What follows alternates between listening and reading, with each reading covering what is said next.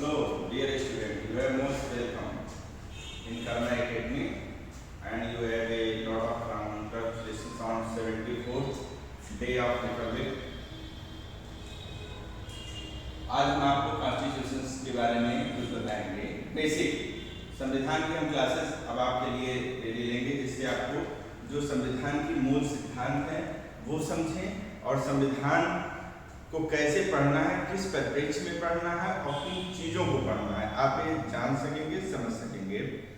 देखिए, जब हम आपको संविधान बताने जा रहे हैं तो यहाँ संविधान का मतलब भारत के संविधान से, किसका, कॉन्स्टिट्यूशन ऑफ इंडिया में। कब ये लागू हुआ? 1950 को। जो संविधान हमारा ये लागू हुआ है, इसके पीछे इसका इतिहास है, इसकी हिस्ट्री है, इसका इतिहास। इसके इतिहास में क्या है? क्योंकि भारत एक सभ्यता है, भारत एक समागम है। किस चीज का? सभ्यताओं का समागम है।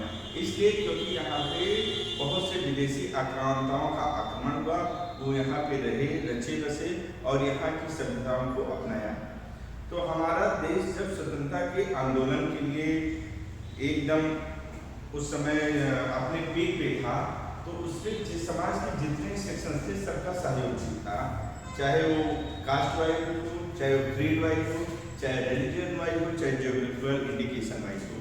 तो इसलिए हमारे संविधान में जिन जिन लोगों का योगदान था, सबको उनके हितों की सुरक्षा की गई। ये इसलिए नहीं किया गया कि ये उस समय स्वतंत्रता आंदोलन में थे, नहीं।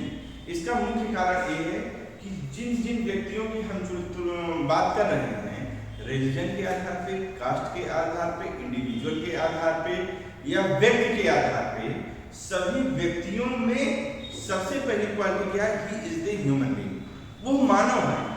और एक मानव का राज्य के साथ क्या संबंध होगा, इसी व्यवस्था को स्थापित करने के लिए इस संविधान की रचना की गई।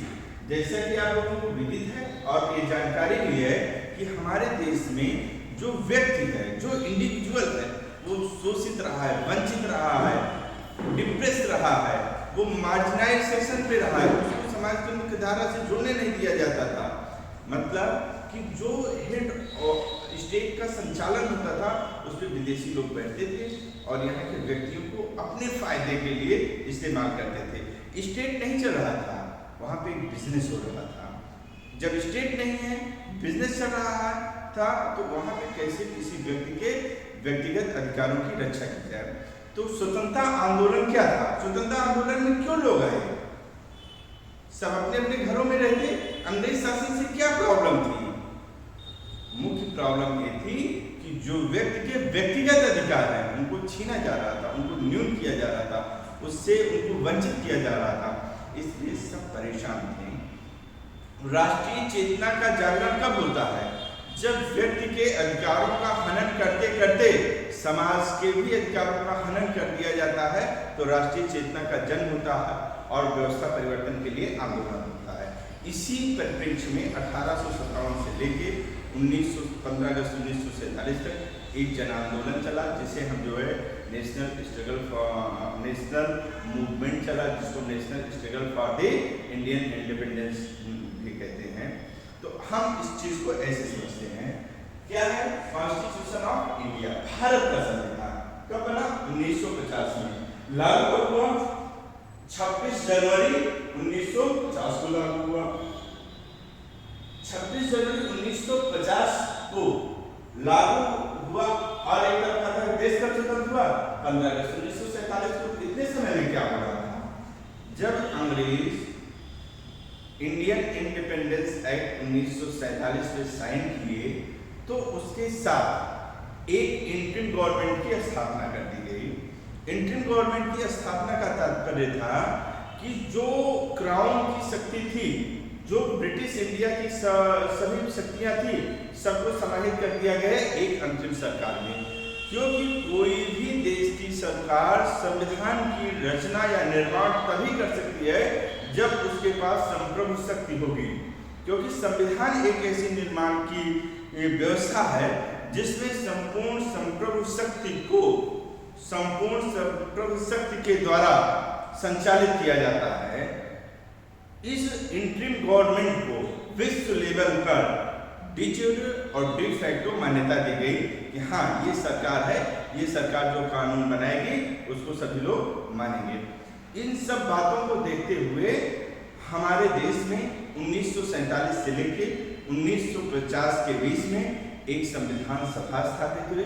उन संविधान सभा के बारे में हम आपको विस्तृत बताएंगे, लेकिन उस संविधान सभा ने एक दस्तावेज तैयार किया जिसमें 22 भाग थे, 395 अनुच्छेद थे और उसको लागू करने का एक सिस्टम दिया। अब जो ये दस्तावेज हुआ, जो ये रिटन फॉर्म में दस्तावेज आया, इसी को हम द कॉन्स्टिट्यूशन ऑफ इंडिया 1950 कहते हैं, जिसमें 395 अनुच्छेद हैं, 22 भाग हैं और अनुसूचियां हैं। 8 अनुसूची उस समय थी, 9, 10, 11, 12 बाद में जुड़ी। तो जब संविधान बना उस समय की क्या व्यवस्था थी और आज संविधान किस रूप में एग्जिस्ट कर रहा है, इस समय क्या व्यवस्था हुई, ये एक चरणबद्ध परिवर्तन है। इसको आपको समझना पड़ेगा, जानना पड़ेगा, तब आप पूरी संविधान की भावना को समझ सकेंगे, आत्मा को समझ सकेंगे। ठीक, अब आइए हम देखते हैं कि जो ये कॉन्स्टिट्यूशन ऑफ इंडिया 1950 है, इसको जानने समझने के लिए सबसे पहले हम इसके ऐतिहासिक चरण, जो हिस्ट्री है इसकी संविधान की, जो संविधान किस परिस्थितियों में विकास किया, इसको जानेंगे। फिर जो ये एक्ट है, इसका बेयर एक्ट का फॉर्मेट क्या है, ये किस रूप में है, जो लेजिस्लेशन ने, जो संविधान सभा ने पास किया और यह टाइम टू टाइम पार्लियामेंट में उसमें क्या संशोधन किया। फिर इसी संविधान के अंतर्गत क्या डेवलपमेंट, क्या विकास हुआ, उसको हम जानेंगे। जो डेवलपमेंट होते हैं वो 2 तरीके के डेवलपमेंट होते हैं। आप लोग जानते होंगे कि किसी भी विकास के लिए एक परंपरागत तरीका होता है, एक गैर परंपरागत तरीका होता है।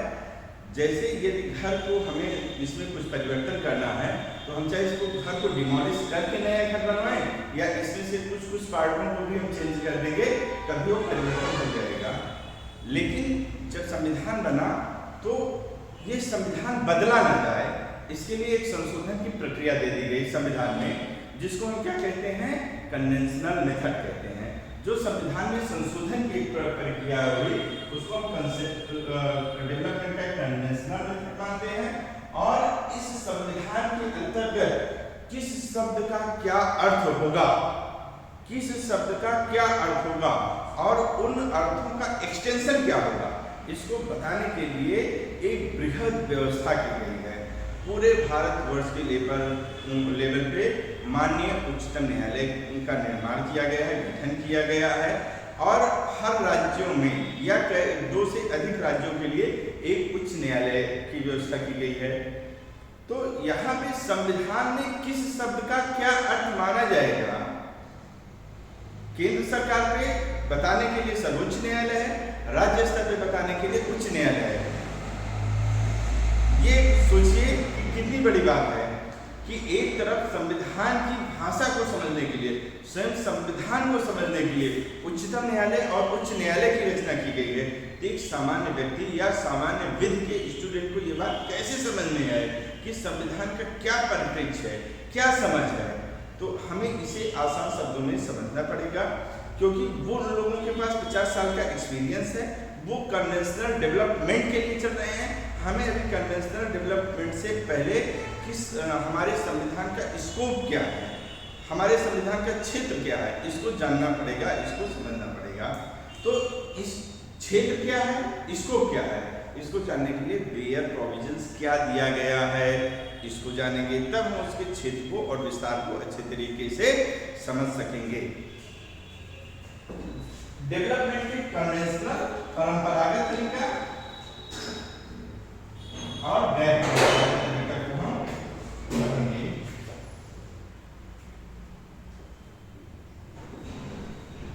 जब हम इन दोनों चीजों को पढ़ लेंगे तो इस विकास के चरण में माननीय उच्चतम न्यायालय या माननीय उच्च न्यायालय की क्या प्रासंगिक इस समय की विधियां हैं, हम उसको पढ़ के उसके साथ रिलेट करेंगे। यही जो है संविधान को पढ़ने का एक सिस्टम है। अब हम जो पढ़ेंगे, जो आपको बताएंगे, वो 22 भाग जो संविधान बटा हुआ है, उसको बांटने के लिए एक संविधान समिति थी। उसके विवेक ने अपना बेस्ट टैलेंट इस्तेमाल करते हुए जो भी निर्माण की प्रक्रिया को अपनाया है, हम उसी चरण में उसको पढ़ेंगे और आगे आपको बताएंगे।